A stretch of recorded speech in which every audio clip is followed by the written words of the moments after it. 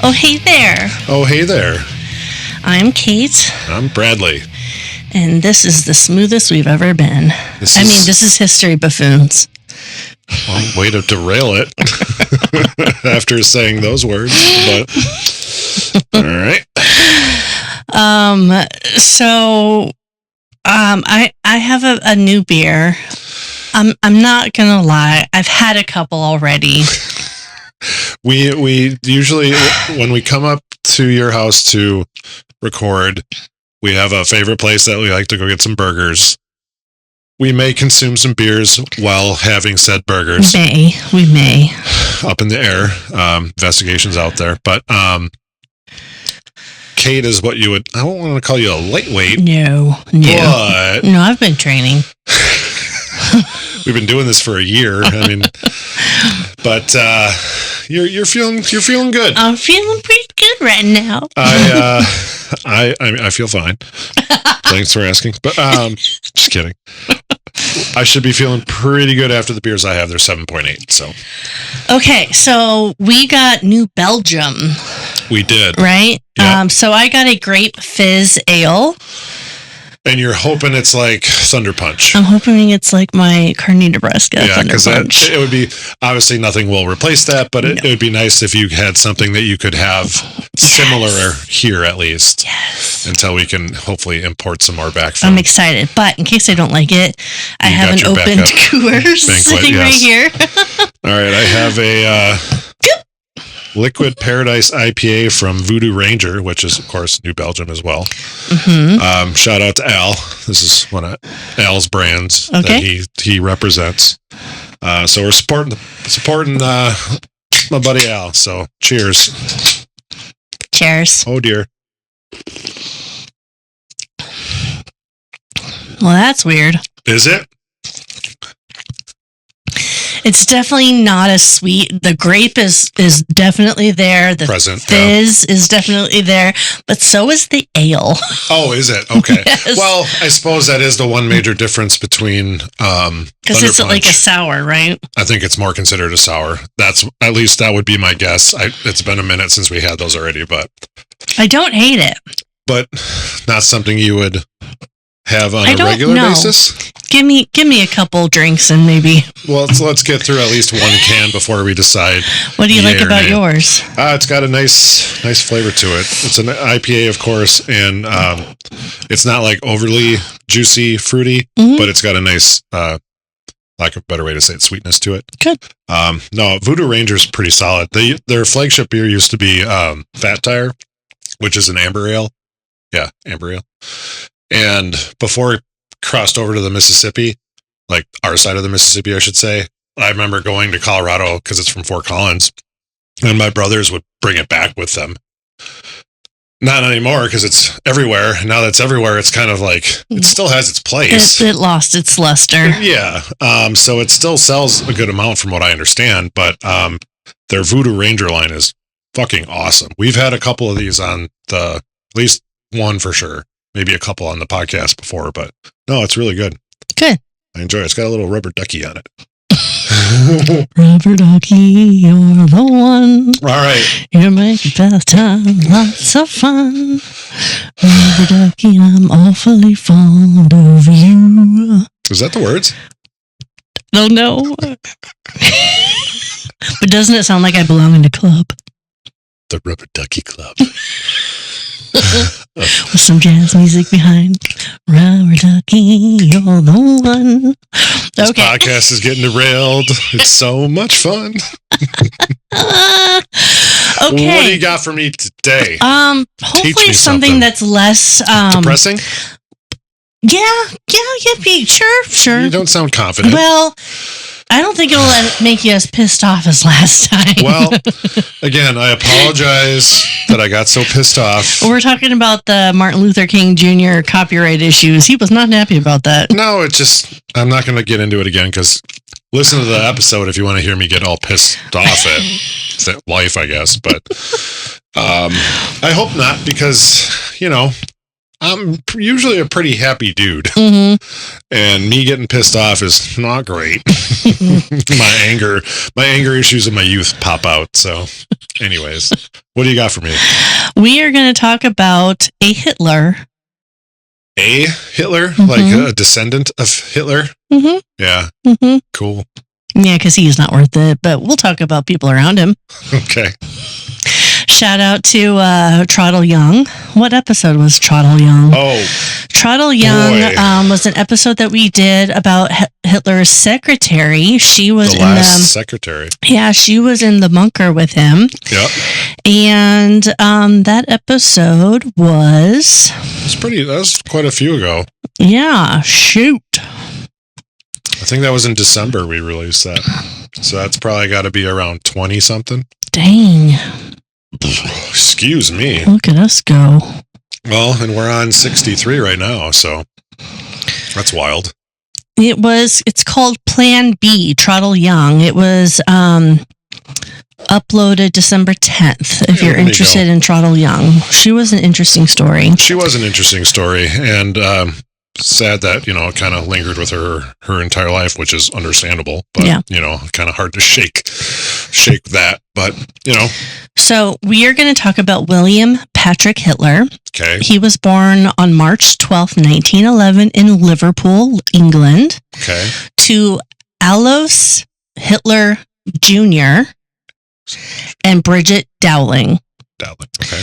So his father, Alois, it's spelled A-L-O-I-S, like Alois.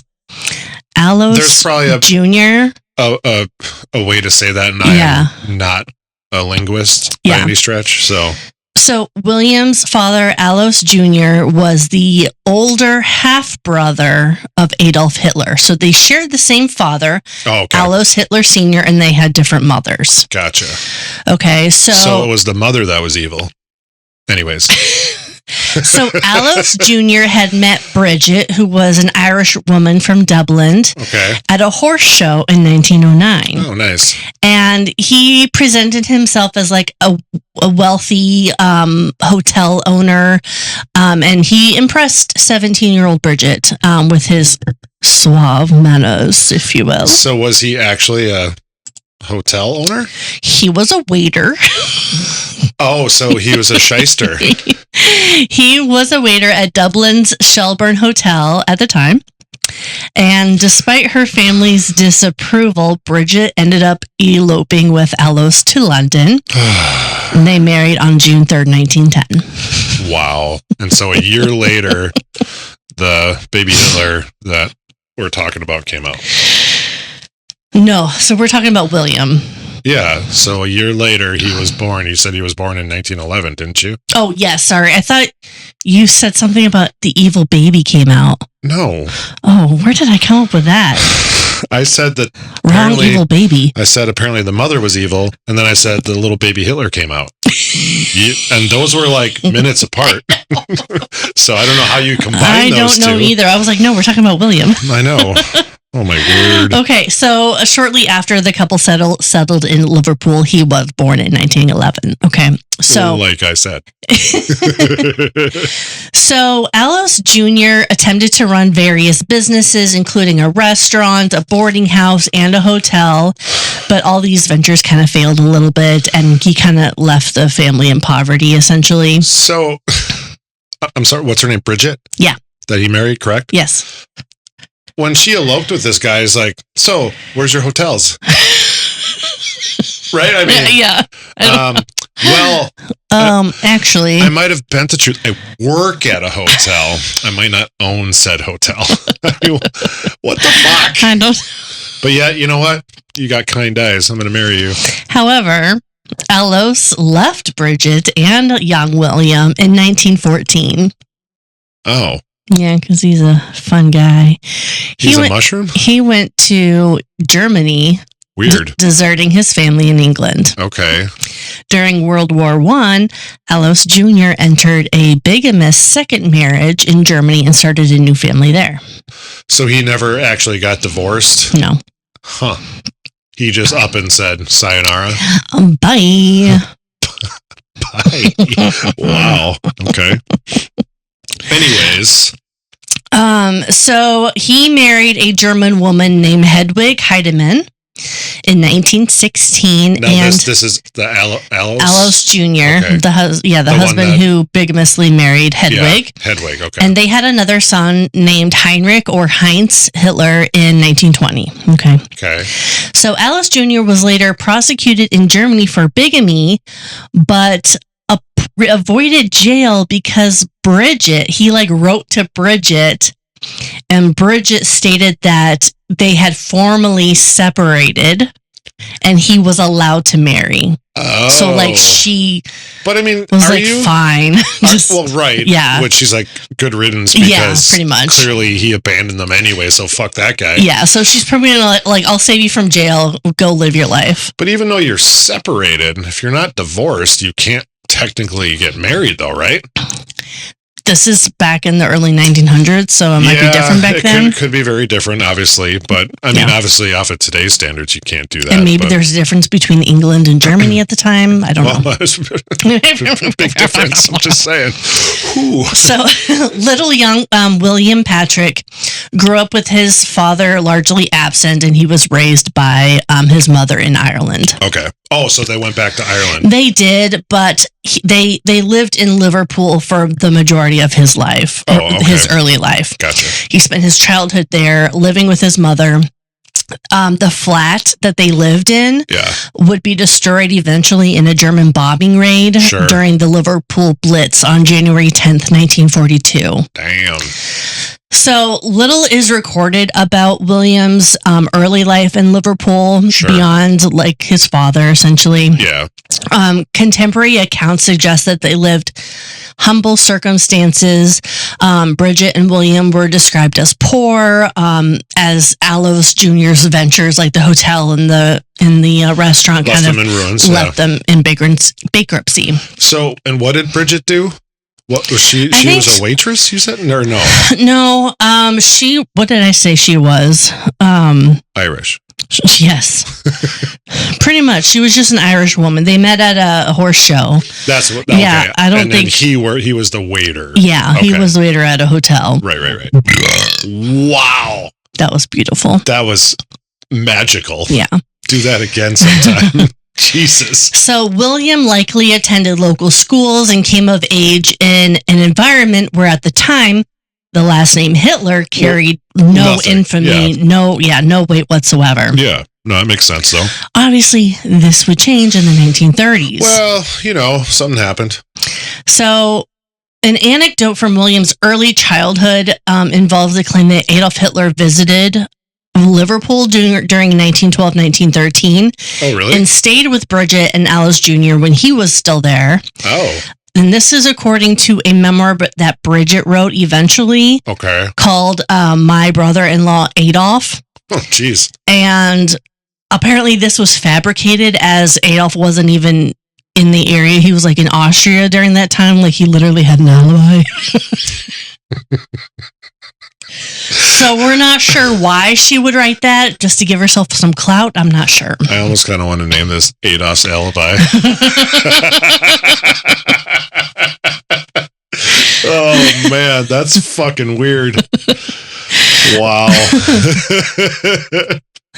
Okay, so Bridget claimed that she had cozy kitchen conversations with him. And none of this happened. No. So was she just trying to make some money off of, obviously, I think so. The relation, technically, which she didn't have, only her son kind of did. She even says that she was the one to persuade Adolf to get the mustache that he had. Yeah. Did you see this guy, Charlie Chaplin? It's really cool. Check it out. Okay, so William Patrick's childhood likely passed without any kind of contact with his uncle, anything like that. That was, for whatever reason, Bridget kind of fabricated all that. So if him and Aloes are half brothers, does that still make him a full uncle? No, he would be considered a half uncle. That's how that works? Yes. Okay. But they didn't really introduce themselves as that. Hi, I'm half Uncle Adolf. Right. My older brother is a half brother, but I don't consider him as such. No, he's your brother. Yeah. So, yeah. But there's a lot of people out there that be like, yeah, this is my half brother, so and so, whatever. So, and that would probably be some people that don't like get raised together, etc. Yeah, where they don't, they don't have that connection kind of thing. That makes sense.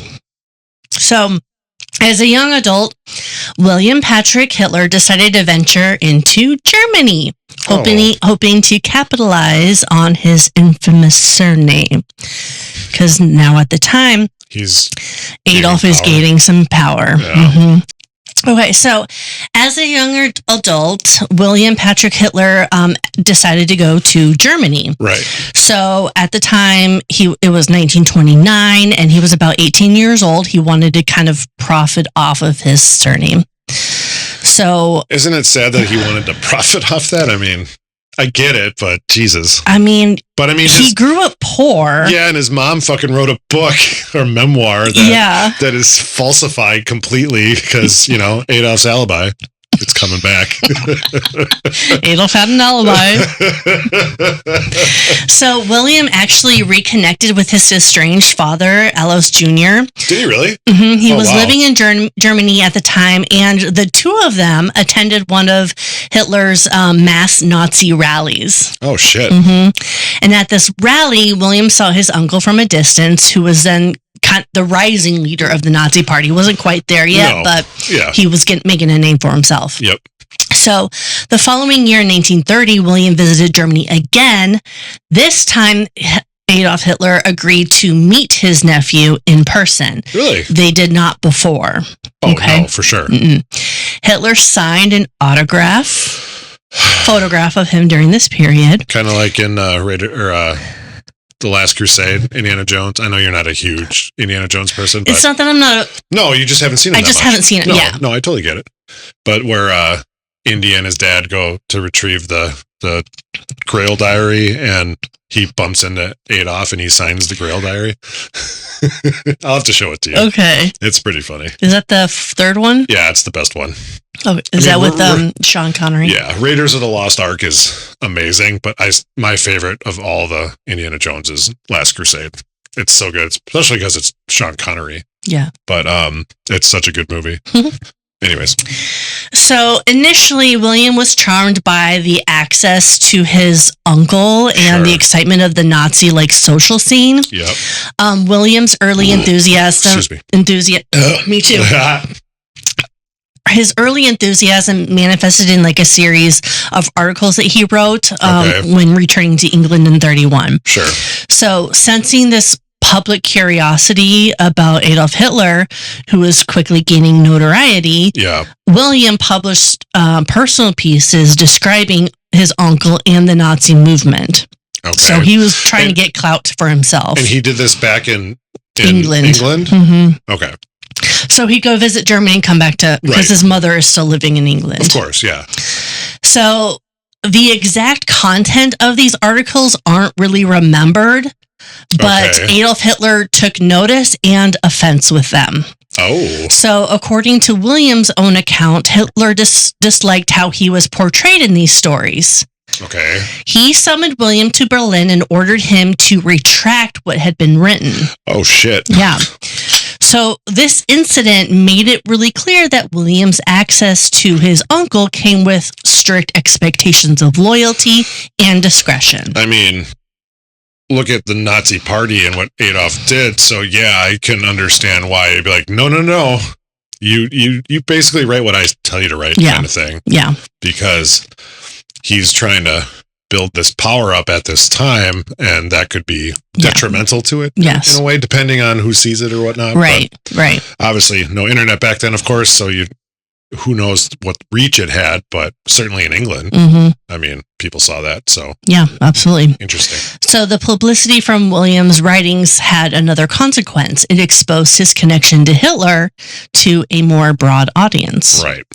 So in Britain, where the public opinion of the Nazis were turning negative in the 1930s, the surname Hitler started to become a liability. Yep. So by 1932, William found himself in London with where he was not able to keep a job because of his name because alone? of his last name. That's wild, isn't it? Mm-hmm. Crazy. He was pretty much facing a lot of limited prospects in England, and William decided to try his luck back in Germany. He is a growing young lad. Yep. With this awful last name. And he can't find work. He's basically taking care of his mother at this point. Right. So he's not earning anything just because of his last name. So he moved to Berlin in 1933, just as Adolf Hitler was appointed chancellor. Yeah. I almost said chancellor. Chancellor. Have you seen the chancellor? I think he's over there. 9. And of course, William thought that maybe his uncle could help him build a career. Yeah. Yes. So initially, Adolf Hitler did arrange employment for William. Oh. But they were modest positions. Yeah, it's not like, hey man, can you go run my army? Right. Yeah, no shit. It's going to definitely be modest. Yeah. So through Hitler's influence, William obtained a job as a clerk at a bank in Berlin. Okay. And he held this post for much of the 1930s. Though not high ranking, the job did provide like a comfortable living situation, and it was a direct result of Hitler's patronage, I guess. Well, his connection. Yeah. His connection. So did he have to send money back to Mommy Bridget? I didn't read anything that he did, but I'm sure. I mean, if he was kind of helping support her, she didn't have the Hitler name then, right? She didn't take that when she got married to... she's always been referred to as Bridget Dowling. Okay, then maybe not. Or went back, maybe? Maybe? I don't know. Interesting. I didn't come across that, but she's always been known as Bridget Dowling. Okay. So, that's an interesting point of view. Yeah, because, I mean, she obviously would be ostracized, too, at this time. Mm-hmm. And she literally has no... It's just weird combination. I get it. She obviously has no actual connection besides marrying his half-brother. Yeah. Which, yes, is a connection, but when he vominos off to Germany again to marry Hedwig and whatnot, I would instantly change my name if she ever did in the first place. Either way. Anyways, okay. So William's last name granted him entry into like the elite social circles of the Third Reich. Sure. So go ahead. So was Adolf, obviously Hitler, and then there's some family. Is that the only Hitler ever? Do you think? So he had a couple half brothers. I get that. That's not what I'm saying. So Heinz. Okay, yeah. Not family related half brothers or not? Not that I know of. Okay, so that was like a one and done kind of name? I read something that the spellings had like evolved. Sure. So there's like Hitler, like with a D. Right. Heidler. Stuff like that, And Hitter, I don't know. There was like a couple variations of the last name, but I'm not sure if they're still in use. It just reminds me of Doc Brown from Back to the Future when he's talking about his family. So they're looking in the archives or whatever, looking for him. He's like, nah, our name was Von Braun. It didn't change it till Brown until whatever year he says. Yeah. So a lot of people altered their names and stuff. And it's like Mary Clements, the woman who was accused of witchcraft. Yes. Eventually down the line, Mark Twain, his original name was Clemens without a T. Yep. And it's because they dropped the T over the course time, of exactly. It's funny how people's names evolve because they altered them in some way for some reason. Yeah, one reason or the other. Whether bad or just to do it kind of thing. So that's kind of funny how that works. I don't know. I was just obviously I've never done research into how many Hitlers are there that aren't related to. Yeah. I mean, you would think none now. Yeah. That'd be kind of shitty. What's your name? Bradley Hitler. What? Get out! Oh my God, I have no relation. But you know what I mean? Oh, for sure. Anyways, yeah. So during these years, William became like a sought-after guest at society dinners and weekends in the countryside, attending by Nazi officials. as he was the Führer's nephew. They wanted to meet the Führer's nephew, and he would not shy away from the attention. Of course he wouldn't, because he's getting popular from this. And he wanted that popularity. He wanted a ride. Mm-hmm. I mean, that's why he went to Germany, because of his name. Yeah. But it's funny, like, what do you think he actually would have brought to these social engagements? Probably not fucking much, because, I don't know, he came from a douchebag, and he's got douchebag relatives. Although his mother, from all accounts, like, seemed to be like a wonderful woman, and besides her fabrication of a memoir. That's fair. Right? Yes. I'm not wrong. She made shit up, which, you know, I mean, yeah, I guess try and make some money off of douchebags. Maybe she had a dream and thought it was real. He sat at my kitchen table and we talked about. No, that was his half-brother that you married, idiot. Okay, so by some accounts, William reveled in the celebrity of his surname. Yeah. Even imitating Adolf's dress and mannerisms. He was trying to go all out as a Hitler. As a Hitler. Wow. His social exploits extended to romantic as well. Numerous young women were intrigued by the nephew of Hitler. Well, yeah, again, fucking money-sucking succubuses, so. William's personal charisma was kind of lacking. That's the word I was going to use. A little bit disappointed by his conquests. Well, you know. William Patrick was not satisfied with his current situation. Like, he loved being the center of attention, but he wanted more. He was ambitious. He was also opportunistic. Mm-hmm. So he pressed his uncle for even more prestigious and higher paying positions. Okay. So after repeatedly asking for more, Adolf Hitler relented finally and silently found William a new job as a salesman for an automobile company. Volkswagen? No, Opel Automobile. Never heard of them. It was under partial Nazi control at the time. Because you know Volkswagen was basically created for Nazis, right? Mm-mm. Yeah. That's why Volkswagen's like around today. I don't know the exact story, but it's something like that. I have to look into that. There's a car, and it's fucking weird looking, but it's great at the same time. A couple actually show up in the movie Dazed and Confused, which I love that movie. But it's literally called the Volkswagen Thing. And it's basically the vehicle that used to drive like SS officers around during the war and shit. Yeah. It's fucking wild. Yeah. I got a Volkswagen. But I also have an alibi. Nazis, am I right?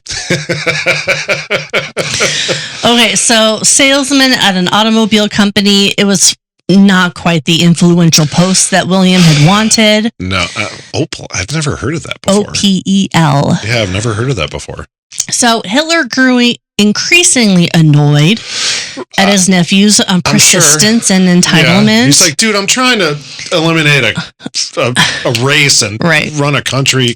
Leave me alone. So he was careful not to elevate William too much, fearing charges of favoritism. That's not something that he ever did. He never did the nepotism thing. No. One report, Hitler ranted that his relatives would not ride his coattails. No one is going to climb on my back when discussing William's ambitions. Sure. Okay, so he's pretty adamant about that. Well, that's good. Good for Adolf to have a stance on something. I mean, seriously, what the fuck? What the hell is going on right now? Oh, the morals of that one.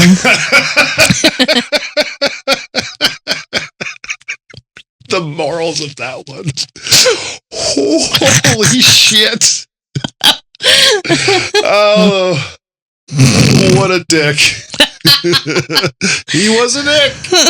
Oh, anyway, sorry. Okay, so in 1937, the relationship between William and his uncle had soured. So that year, William traveled back to Britain and gave an interview to the Daily Express in London. Is that still around today? I don't know. Okay. And he styled himself as the only legal descendant of the Hitler family. How would he know that? He wouldn't. Exactly. Well, he might have, but there's Hedwig and Heinz. Ketchup. Whatever. Yeah. And like mustard. Come on. So, oh, dear. He even like mimicked his uncle's poses for the press. Like he was like being the Did whole. he grow the mustache?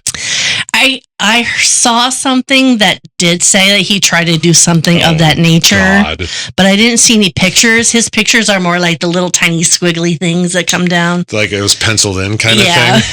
Fucking, I never understood those. I mean, it's obviously not my style, but okay, to each your own. So the public display did not go over well in Germany. Weird. I am so shocked at this. With the war on the horizon, Adolf Hitler decided that his wayward nephew needed to demonstrate absolute loyalty or be cut off. So he essentially gave him an ultimatum. Oh. In 1938. Do tell. In 1938, yes. Hitler offered William to renounce your British citizenship and become a German citizen in exchange for a high-ranking job in the regime. Wow. Really? Okay. It was a test of William's allegiance. Yeah. Sensing a trap because it's a trap. Thank you. God, we gotta give a shout out to Admiral Akbar. Admiral Akbar, here, Admiral. We have used his "It's a Trap" line at least 3 times now, I do believe. Yes, if not more. And he is a fucking hero of the rebellion. To Admiral Akbar. Anyways. So William was apprehensive about being in Germany because he felt like there's going to be a war coming on. Yeah, and I should probably stay away. And if William Patrick refused to surrender his British passport, he can't go back. Not refuse to, but if he gave up his British, he wouldn't be able to go back. Exactly. Yeah. So William's like, nah, I'm not going to do that. So, nah. So feeling cornered and upset that Hitler was denying him advancement if he didn't renounce his citizenship. Maybe you shouldn't have, I don't know, annoyed Unky Hitler. Unky. William tried to blackmail. Oh, for fuck's sake. It didn't work. Dude. Late 1938, he wrote a letter to Adolf Hitler hinting that he would expose, quote, unusual family history, end quote, to the press. Like dinners at Bridget's house? I mean, what has he got on him? So specifically, William threatened to publicize the long, rumored, but unproven story that Hitler's paternal grandfather was actually a Jewish man. I thought that was true. So it hasn't been proven. Oh, okay. Yeah, it's just a rumor, and he added to the rumor. So that's probably all I ever heard then. Yeah. Because I heard, obviously, the rumor then, that, he had some Jewish relations or some I've heard that as well, but apparently that's always been a rumor. I did not know that. Yeah. Okay, fair enough. Interesting. So this threat was later recounted in testimony by former Nazi official Hans Frank during the Nuremberg trials. Nuremberg? What'd I say? Nuremberg. There you go. I believe in you. Sure. It's Nuremberg. By all accounts, Hitler was the audacity of that kid. I should put him over my knee and give him a spanking.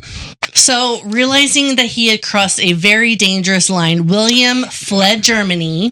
And he went to... in early 1939, just months before the World War II began. Sure. So, his gambit for personal gain had failed and effectively marked his break from Nazi Germany. Yeah. So, he returned to England in 1939. Okay. He found very little warm welcome. I wonder why. British authorities and the public were keenly aware of his background. Sure. And with warm looming like a man named Hitler in their precious they almost at that point would country. Probably is he a spy? Exactly. Are they going to give information up? So on. Because back then you don't fucking know. Mm-hmm. And no, he just was pretty much ostracized from Unky Hitler. And I mean, what an idiot. Seriously. First of all, what was her name? Bridget Dowling? Dowling, yeah. I don't know. William Patrick Dowling has a nice ring to it. But they didn't know. When he was given his name, they did not know who his uncle was going to be. But do you also know how easy it was to change your... I will get to that. Last name back then? Okay. I will get to that. Sorry. I really wish you would have brought me 3. Anyway. Do you want my Coors? It's okay. I can't reach it. I'm all buckled in here. I know. You should see our setup. It's pretty atrocious. It's cozy. It's cozy. It's atrocious. So one or the other. Tomato. William is now seeking redemption. And publicly sever ties from his uncle. Well, I would fucking hope so. So he decided to go against Adolf Hitler on the record. Good for him. In the summer of 1939, he authored an article for American magazine called Look. Okay. On July 4th, 1939. Ooh, that's got titled, Why I Hate My Uncle. Oh, my word. Because he wouldn't give me a better job. What the hell, man? It was a lengthy article, and I will have a picture of one of the spreads inserted here. But oh dear, William Patrick recounted his personal dealings with Adolf Hitler and denounced the Nazis' regime and their tyrannical and brutal nature. Sure. So the very title was bold. I mean, yeah, I would say so. The article caused a sensation, offering readers a rare glimpse into Adolf Hitler's relatives' perspective. Right. Which is funny because his perspective is so fucking probably off. Yes. And it also firmly established William's position as a critic and not a supporter. I suppose, yeah. I mean, that makes sense. So with the war breaking out in Europe in September 1939, William and his mother, Bridget, decided it was best to leave England. Okay. They emigrated to the United States. Right. I knew that, actually. You did? I did know that, yeah. I didn't know his name. I couldn't remember his name or anything, but I did know that a descendant, whatever, relative, whatever, came to the States. So. Do you know anything else about it? Not really, no. He actually went by the nickname Paddy quite a bit. Paddy. Oh, well, I mean, he is Irish. Yeah. So William Patrick Paddy. So you might come up to, if you did further research, it might come up as Paddy. I've told you that I went to Germany with my brother and our friend. Our friend's name is Patrick. I didn't come up with this. My 2 brothers did. But I think a lot of drinks had to be consumed and so on. But his nickname became patio furniture. Patio furniture. That was a nickname that was given to Patrick. So that's funny. Shout out to Patrick. He's a good man. Okay. So they traveled by ocean liner and they arrived in America that was not part of the war as of yet. Of course. Yeah. Because not till 41. December 41. What? December what? Fuck. 6th or 7th. Which one? God damn it. I always want to say 7th, but it's the 6th, isn't it? No, you always want to say 6th because it's the 7th. It's the 7th. It's the 7th. I need to remember that because 7 is my favorite number. Well, and it's funny too because Jim Morrison was born on December 8th. And I swear I'm not making this up.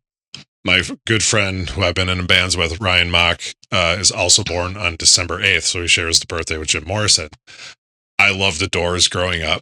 I had a poster of Jim Morrison in my fucking room. And I swear to God, the birth date was December 7th. And I'm like, oh, Pearl Harbor Day. Like, no, it's December 8th. Like, wait, this poster told me my whole childhood it was December 7th. I swear to God it was wrong. Yeah. I obviously don't have that poster. I can't reference it, but anyways. But yes, it is not December 6th. We just all know that. Okay, so in the U.S., William Patrick continued what he had begun began with the Look magazine article. Yeah. He was speaking out against Adolf Hitler and Nazi Germany and essentially turned his unusual background story into like a public speaking career. Yeah, because he's literally still just trying to play off the Hitler name. Yes. Now he's just going anti. Yeah. Now he's on the opposite side, the anti side of Hitler. Yeah. Where before he's like, Unky, I need a job. Yeah. Now it's like, Unky suck. Yeah. So in late 1939, in the early years of World War II, William did tour the United States, giving lectures about his personal experiences with Hitler and threat and warnings about the Nazi threat.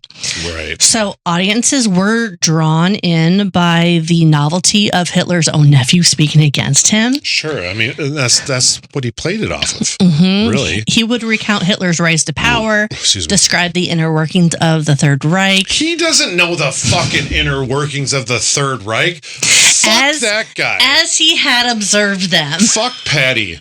You're such a piece of shit. I'm sure that, not only did Hitler have dinner with your mom, you probably had dinner with Jesus Christ too, or some shit. What the fuck? You didn't know the inner workings of the Third Reich. Okay, American media Mongol William Randolph. God damn it! You did it again. That's Mogul. Literally the second time. Mogul. That was the Annie Oakley one, if I'm not mistaken, right? William Randolph Hearst took an interest in William's tour. And to confirm, media mogul. Hearst was an opponent of Nazism, and he supported William's speaking engagements across the country. Sure he did. So it was sometimes billed as My Uncle Adolf. William Patrick's talks capitalized on Americans' growing curiosity towards Hitler. America's growing curiosity. Wow. He appeared in theaters and halls, sharing anecdotes of his life among the Hitlers and urging support for the fight against Nazi Germany. He barely had a life among the Hitlers. His fucking dad even left him. Yeah. Who's half brother to the ultimate douchebag of the world. I mean, good But it gets Lord. better. I feel like you say that condescendingly or sarcastically. No, but it does get better. Okay. So this period turned William into kind of a minor celebrity in the U.S. And despite any sensationalism, his insight actually helped alert Americans as to the true nature of Hitler's regime. Which is great, obviously. But this is back when the U.S. was still neutral as well. Well, yeah, because we didn't get attacked by Japan. So as the war intensified, William became increasingly determined to do more than just talk. He actually wanted to actively fight against his uncle's regime. So where did he go? So after the United States entered World War II in December 1941, William Patrick sought to join against the Axis power. There it is. I like it. So what branch of the military did he try to go in? Was it just the Army? He tried to enlist in the U.S. Army or the Navy. And the Navy? I say, is it up in the air? Tomato? Okay, hold on. Let me rewind. So enlisting for military service proved complicated given his name. Clearly. In Britain, William attempted to join the British Armed Forces, but was rejected because of his last name. Right. And in America, he faced a similar hesitation. So in 1942 and 1943, he tried to enlist into the Army and the Navy. Gotcha. And they were wary of accepting him as Hitler's nephew. So at first, his applications were denied for fear that, his loyalties were uncertain. Again, are you going to be a spy? Yeah. So, okay. Obviously, this name is very popular at the moment because of what's going on. Like, hey, this Bill Pillar guy just applied. Think he's related? I mean, again, not a common last name, apparently. But it's like, did they just automatically know? Was it, do you have any uncles mass murdering people?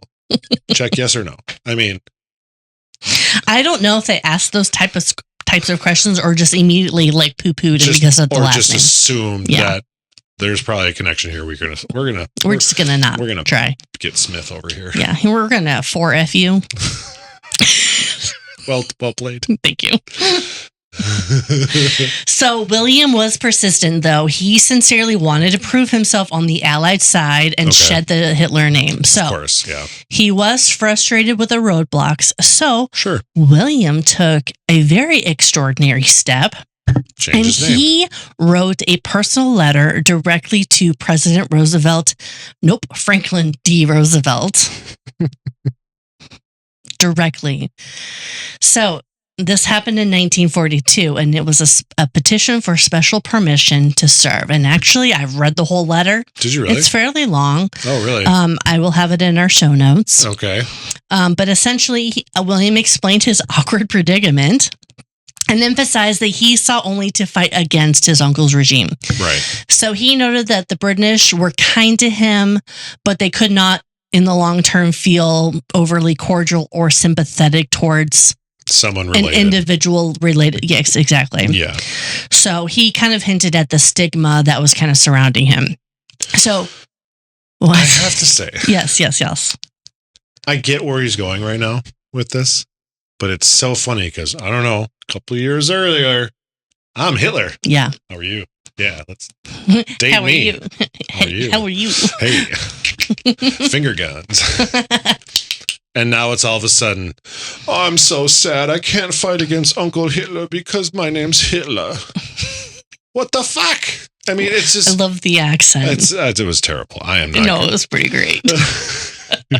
But you know what I mean? Oh, well, it's me. I'm Hitler. Oh, I'm Hitler's little nephew. Hat once removed or whatever the fuck that shit is. But it's like... He was all about it. Yep. And it didn't work out. His uncle insulted him, so I'm going to insult you back. Yeah, but he was a little pestering bitch to his uncle. Well, I'm not wrong. No. I mean, at least that's the way Adolf... I'm still on the side of William. No, I'm not saying I'm not. I'm just saying that's Adolf's perception and stance, whatever, of his half-nephew. Mm-hmm. So it's like, dude, you're so fucking annoying. Yeah, sell cars. Dude, this is probably not going to... This brand won't even be around any much longer. Sell that shit. You're fucking annoying. Go to America. No, obviously he didn't say that. But he's like, renounce your British citizenship, and I'll let you see the inner workings that you so claimed you saw. Okay, so President Roosevelt took note of his unusual request and actually forwarded it to FBI Director J. Edgar Hoover. He review. Was a body remover. Rage Against the Machine is the shit. Anyways. So the FBI conducted a background check and found no evidence of disloyalty or subservient intent on William's part. So Washington decided to give William Hitler a chance to prove himself. I wish they just call him Bill. Bill Hitler. Patty. I know, that's his nickname, but Bill Hitler is funnier. In early 1944, William Patrick Hitler was finally cleared to join the U.S. Navy. So he tried for like 3 years. Does he have a little patch that said Hitler on his arm? Isn't that what they have? I don't know. In the army, like, Saving Private Ryan? It said Ryan. Well, it would probably be here, right? Maybe, yeah. I guess I've never been in the army. I'm sorry. Same. And all movies are true, so. I don't know. Saving Private Ryan is pretty fucking amazing. So, side note, it has nothing to do with, it has something to do with Saving Private Ryan, but Jimmy Kimmel and Matt Damon have had this funny feud going on for a long time. And shit that happened to Jimmy Kimmel, he's back on the air or whatever. Oh, is he? Yeah. So I saw a clip of it. I didn't get to see all of it, but Matt Damon showed up in a costume, like a weird furry type costume thing with a head on and everything. And of course takes head off. It's Matt Damon. And he's one of my favorites. Yeah. And that's why I'm also telling you this, because this is one of Kate's favorite actors, Matt Damon. So he takes head off, obviously exchange. This is the part I saw basically. And I'm just paraphrasing because I don't have it word for word, but he goes, he's making fun of Jimmy Kimmel. He's like, yeah, well, like, who are you basically? I got like Tom Hanks on the show. He's like, Tom Hanks, I'm Private Ryan, bitch, or was something like that. It was so fucking, I love Matt Damon. He's so great. He's so funny. But anyways, That's all I have to say about that. He was cleared for the Navy, right? For the Navy. Okay. So he's on a boat. So on March 6, 1944, he was formally sworn in at the Navy recruiting station in New York. Okay. And there was one popular anecdote. I don't know if it's true or not, but I've found it in a couple different places. Okay. But excuse me. When William introduced himself to the recruiting officer as Hitler, the officer replied, "And glad to see you, Hitler. My name's Hess." As in Hitler's deputy, Rudolf Hess. Anyway, that fell on short ears. Okay. That's a pretty good anecdote. Okay, so William entered the Navy as a hospital corpsman. Hospital? Mm-hmm. Okay. And at the time, he was referred to as a pharmacist mate. Okay. So he would provide medical aid to sailors and Marines. Okay. So he underwent training and was assigned to duty in the war. So William Patrick, now wearing an American uniform, served with distinction. He was proud. I'm sorry about my cough right now. So clearly he wasn't an American citizen. Mm-hmm. You could just sign up back then. I guess I don't know. He kind of got the president's and the FBI's okay. So I don't know how that all works. I mean, I guess I don't even know now. Do you have to be a citizen? Well, remember when we talked about the Zoot Suit riots? Yeah. There was a lot of like Mexican, I guess they were Mexican Americans wanting to go into the... That's what I thought too, unless we were misremembering, but I don't know. I'm literally just asking because I don't know. I didn't expect you to either, but I'm just curious. Yeah, I don't know. It's all right. I don't know. Clearly not. Because they accepted him. They did. Because thumbs up, president. Let's move on. And FBI director. Well, that too. So he spent 3 years in the U.S. Navy from 44 until 47. He was even after the war. Mm-hmm. Okay. So he worked as a naval hospital. He worked on a naval hospital ship. Oh, okay. And he had other assignments, he tended to wounded personnel. Gotcha. Not a whole lot of information here because that wasn't my point. No, of course. But during the service, he was wounded in action. And at one point, he sustained shrapnel injury to his leg from an explosion. And he got a Purple Heart medal because of it. I was going to say, how did he get wounded? Did he like actually miss the syringe and get himself? I mean, what the fuck?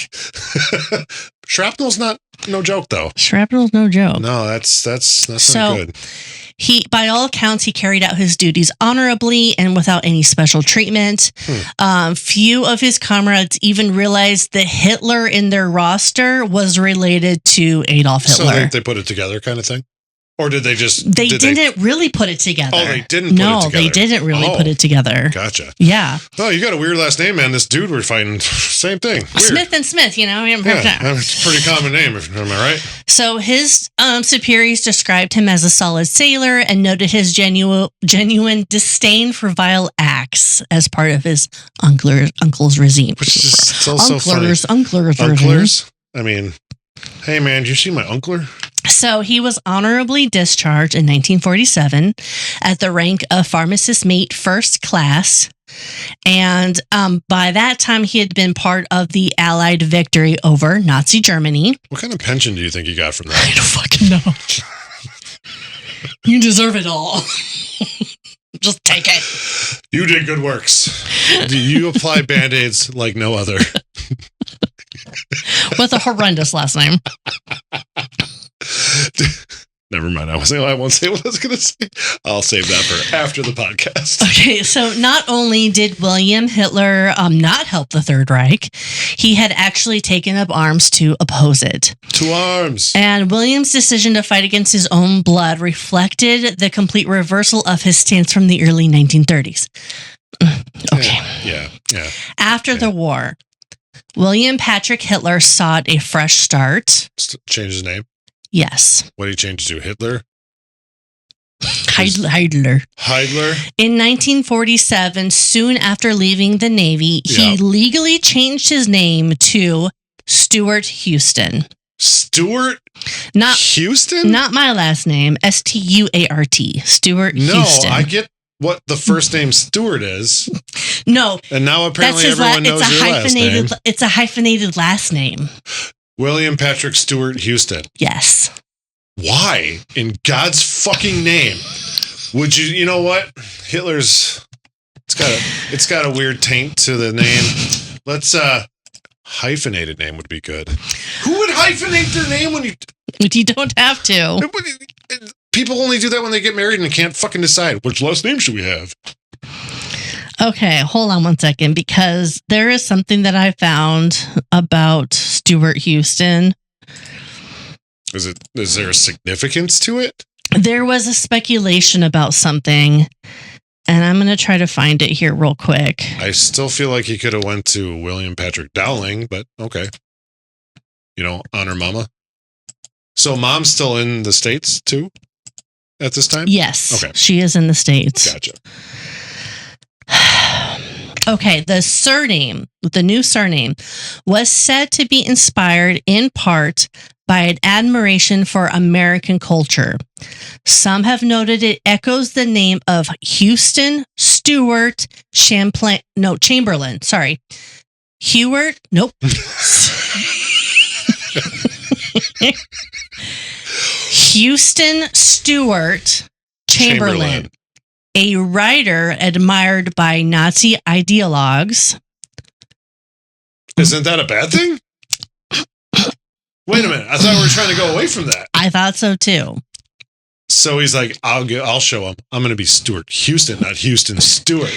And this was all just speculation, weird shit. I mean, no validity to it kind of thing. Yeah. No. Okay, fair enough. Yes. I don't know. If I was going to change my name, I'm not going to pick a hyphenated fucking name. That seems like a lot of work. Also, him disregarding Hitler forever, he actually doesn't. And it's really confusing to me. And I will tell you why.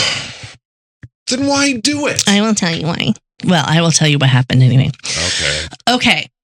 Oh my God. I put that speculation in my next sentence. Yeah? Yeah. So if you the just new read... surname is said to have been inspired by... No, I fucking said it. I don't always read what I wrote right before we press record. I read it like 4 days ago, wrote it. It's not like it's... You don't sit there and write this story like, all right, we got to record now. Yeah. You write it literally days prior. So there's... And with your memory, I'm surprised you know where you live. What? Okay. So... Sorry. Just replaying that scenario. Anyways. He did occasionally go by Willie Stuart-Houston. Willie Stewart. What happened to Patty? It was a fucking nickname. I don't know. Sometimes Patty, sometimes William, sometimes... Maybe they call him Bill too. Okay. Okay, William Patrick and his mother Bridget initially lived in Queens, New York. Oh, I meant to ask where they actually lived. Okay. And then they soon moved out to Long Island. So they made their hometown in Patchagu, Long Island, New York. Patchagu. How spell it? Patch. O-G-U-E. Patchagu. I mean, we're just going to go with Patchagu, I guess.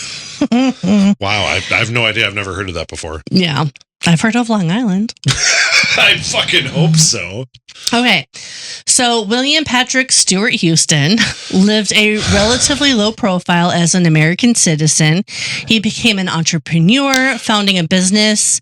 Was it a hotel? No, it's called Brookhaven Laboratories, which was a medical analysis laboratory. Oh, so he kind of kept the whole medical thing because that's what he was in the Navy for. Yes. Okay. So he specialized in blood analysis and clinical testing, and he did it out of his home. Oh, shit. And William's lab was, by all accounts, successful and provided a decent living for him and his family. Okay. So did neighbors... he get married? He did, and I will get into that as well. Gotcha. So neighbors knew him as William Stuart-Houston or Bill. Oh, it finally got to the Bill. Mm-hmm. Nice. And few suspected that this local businessman, this neighbor of ours, was actually a blood relative of Adolf Hitler. How'd they suspect that? Yeah. He burped a lot? Maybe he let it slip every once in a while. He's like, Britler. Britler. Britler, because he's British and Never mind. So he did not. Bad. He did not advertise his past. After know. the publicity of the 1940s, he deliberately receded from the public view. And so he actually became an American citizen. He did. Like he's officially an American citizen. Yes. Okay. Bridget Dowling, his mother, lived with him on Long Island until her death. She passed away in 1969 at age 78. Oh, pretty good. She had co-authored a fanciful memoir decades earlier, which is what she talked about with fabricated. Yes. Yeah. But in her later years, she stayed out of the spotlight. She didn't do anything. Why would she? I mean, yeah, it just brings more publicity. Yeah, exactly. I married Adolf's half brother. And I lied about shit. So William continued to maintain strict privacy about his background. Sure. It is noted that the family's tombstone in Long Island bears no mention of Hitler's name. Thank God. He lived under the radar for the rest of his life, only making one or two brief mentions back into about his background to for media attention, a little bit of media attention. But well, yeah, has to help the business. Around 1977, a journalist tracked him down, and he acknowledged his identity, but firmly declined any interviews or so he just said, "Yes, I am," but no, I'm good. Yeah. Okay. And for the most part, William Patrick lived out his post-war decades as a husband, a father, and a small business owner in America. So how many kids did he have? So in 1947. Yeah. So the same year he changed his name. Exactly. He got out of the Navy. Yeah. Yep. And he changed his name. He also became a U.S. citizen that year. That's the year. Okay. So nice. William married Phyllis Jean Jacks, who was a German-born woman who had emigrated to the United States. Okay. And despite Phyllis's own German origins, it's noted that she was not connected to the Nazi era and had moved to America during the war. Okay. So the wedding took place in New York, and William had like a nice family life with her. Phyllis and William settled in the house on Long Island and had 4 sons together. Oh, 4 sons. Wow. Okay. Yes. Now this is where it gets a little weird. He didn't name one Adolf, did he? Oh, he did, didn't he? Are you kidding me? The youngest brother. He was born in 1965. Brilliam. Nope. Brilliam. Brian William. Brilliant. Isn't that like a never mind. Brilliant is a town near me. No, but isn't Brillium isn't that like a something on the periodic table? Maybe. I think. Maybe. Unless okay. It's been a while since chemistry. My bad. So Brian William Stuart-Houston was the youngest in 1965. Yes. Howard Ronald Stuart-Houston was born in 1957. He served as a special agent in the U.S. Internal Revenue Service. Wow. Good man. IRS. He died tragically in 1989 at the age of 32. Oh, damn. The next one, so second to oldest, Louis Stuart-Houston, born in 1951. He didn't have a middle name? So I looked into that, and apparently no. I don't know. I don't know. I looked into it. That's so weird. It's weird. Now, here we go. Oh, no. The oldest? Born in 1949. Oh, Jesus Christ. Alexander Adolf Stuart-Houston. Why would you do that? I don't fucking know. You're trying to distance yourself. You want a fucking quiet life without the Hitler connection, but yet, I mean, don't get me wrong. He's not the only Adolf in this world. There's been other Adolfs, obviously. But it's dangerously close to naming him after your uncle. Well, I mean, that's what he did. Because it's not like he named him Alexander. No, what was Dad's name? Alois? Alois. He could have named him Alois. But he was kind of a dick and left him. His grandfather may be. Senior. Your name is Alois Senior. Seriously. Stuart-Houston. His name was Alexander Adolf. I don't fucking know why. At least it wasn't Alexander Adolf Hitler or Stuart-Houston. That'd be a little weirder. Adolf is weird enough, but that would have been really strange. Is it a nod to the family? I don't know. But see, here's the thing, and the whole devil's advocate or whatever you want to fucking say. He's German. descent. He's British. He's half Irish, half German. Lived in England. And now in America. What a weird web we weave here. Yeah, he's a kitchen sink of nationalities.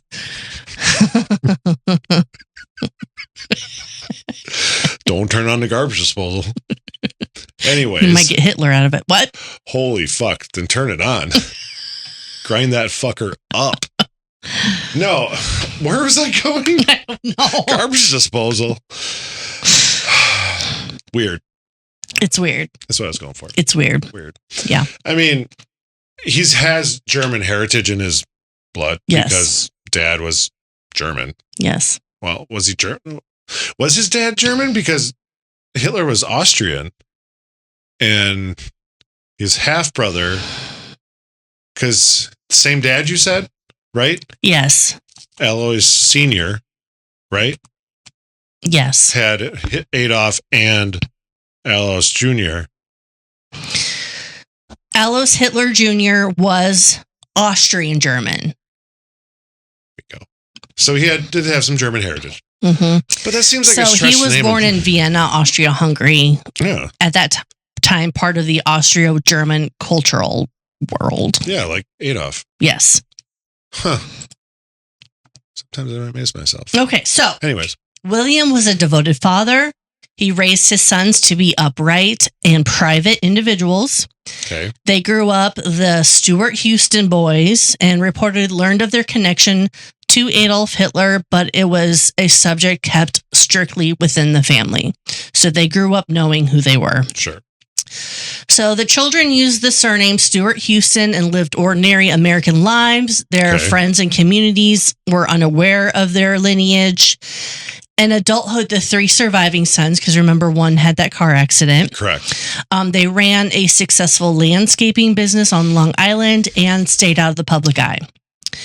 None of William's four sons ever married or had children. Well, put a pin in that. Okay. The one who died actually was married. They did not have any kids. Oh. The other three surviving never married, never had kids. So they killed the line there? They killed the line. At least that side of it. Because I'm sure there still could be. Yeah, I'm not sure what happened to Heinz Hitler. Yeah, because Hitler never had any kids, correct? Correct. Because he married Ava. Well, did he? There's speculation that he might have had bastards, if you will. Hitler got around? Gross. Yeah, that's super gross. Do you like my mustache? Shall we go to bed? There's rumors that he might have. Really? I never heard that. Mm-hmm. Interesting. Because obviously he married Ava Braun right before they killed each other, or themselves, I should say. Yeah, and she did not have any of his children. No, she didn't have time. Just saying. She was kind of a secret in herself. But she was very devoted to him. She loved her some 80. Okay, let me. Okay, sorry. Okay, so none of William's son had kids. Yeah. So, according to journalist David Gardner, who researched the family for his 2001 book, The Last of the Hitlers, the brothers had privately, quote unquote, agreed not to carry on the Hitler bloodline. Now, this formal pact was not on paper. Sure. Why would it be, though? And the eldest, Alexander, said that never happened. I'm sure. Yeah, like we never talked about that. It's just what happened. Just like Hitler never had fucking coffee at Bridget's fucking table. Yeah. It's just all made up shit. So, as of now, the three brothers are still alive. Are they really? Alexander, Lewis, and Brian. Well, I suppose they were born in what you said, 40 something, 65 was the youngest. And was it which one died early? Which one of the that four? one, I think what was his name? Obviously, Alexander's the oldest. I scrolled too far. Yeah, I'm sorry. I ask questions. Lewis, Howard Ronald died in 89, and he was born in 57. So 49 to 65 were the four sons. Oh, he was the second youngest, Mhm. second to Mhm. whatever.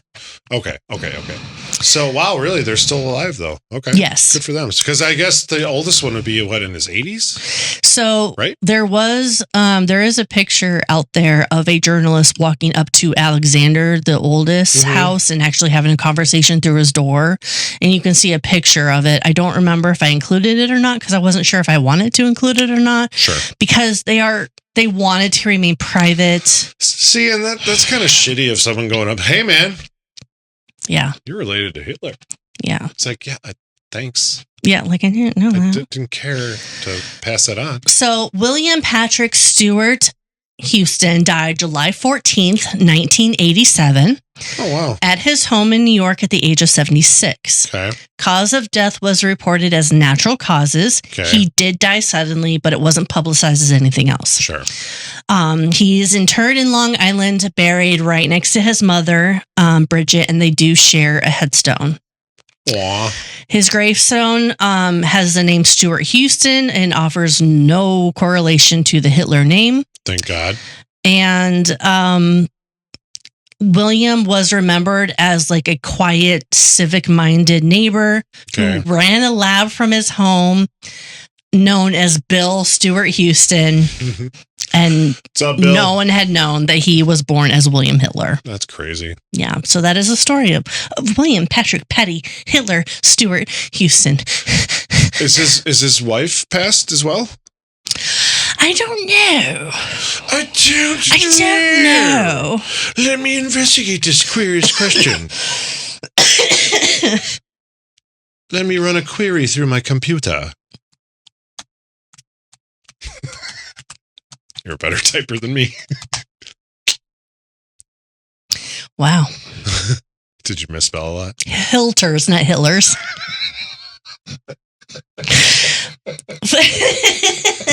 Phyllis died November 2nd, 2004 in New York. Oh, so she was alive for, because you said 87 he passed? 87 to 2004, so yeah. Yeah, so 17 years past him, so okay. Wow. So, yeah, I don't think I included that picture Yeah, because it's really, they wanted the privacy, and I just don't want to, yeah. No, I get it. My ears are sweaty, I'm sorry.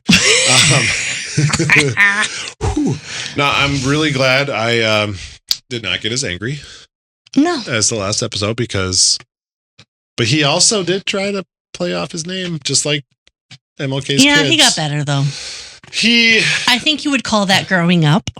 He had some redeeming qualities. He did. And he fought on the right side and he lived a quiet life and did blood work. I mean, good for him. Yeah. That's what I'm going to do. And raise some awesome kids. Apparently, who just killed Hitler's lineage. Yeah. That gene is dead. Yeah, I want to know what happened to Heinz Hitler now. Because that would be, what did I say? His other half? Right? Yeah. Right? He didn't start a famous ketchup line, did he? Let me find out. I'm kidding. It's really not him. Because also Heinz is with a Z, not... Well, is that how you spell his name? Heinz, Heinz Hitler. Oh, shit. Okay. Okay, it is Adolf Hitler's other nephew. Other nephew? Yeah, so his name is Heinrich Hitler. He was born in 1920 in Germany. His father is Alois Hitler Jr., so it was Alois Jr.'s other wife, his second wife. Yeah, Hedwig and Alois Jr. had Heinz. Okay. Yes. Gotcha.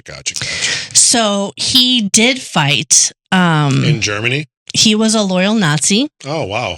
An ardent supporter of Adolf Hitler. He joined the Hitler Youth. Wow. And he was an SS officer. Oh, shit. He served in the Wehrmacht, which is the German army. Okay. As a signal corps officer. Oh, wow. In 1942, during the Russian campaign, Heinz was captured by Soviet forces near Moscow. Oh, wow. And he was interrogated by the Soviet secret police. Okay.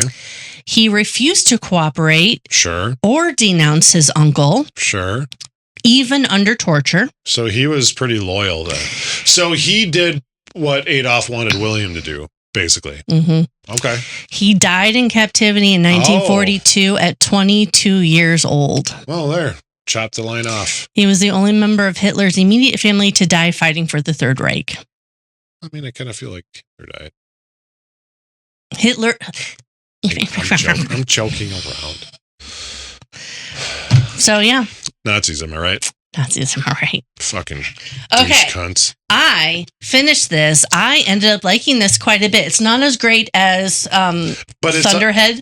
Thunder Punch. Thunder Punch from Thunderhead Brewery But in Kearney, Nebraska. It's also a different thing too. It's a different style. I'm pretty sure the Thunder Punch is more of a sour type setup, where this is an ale flavored with the grape and everything. So ended up liking it. Yeah, I did. Good for you. That's awesome.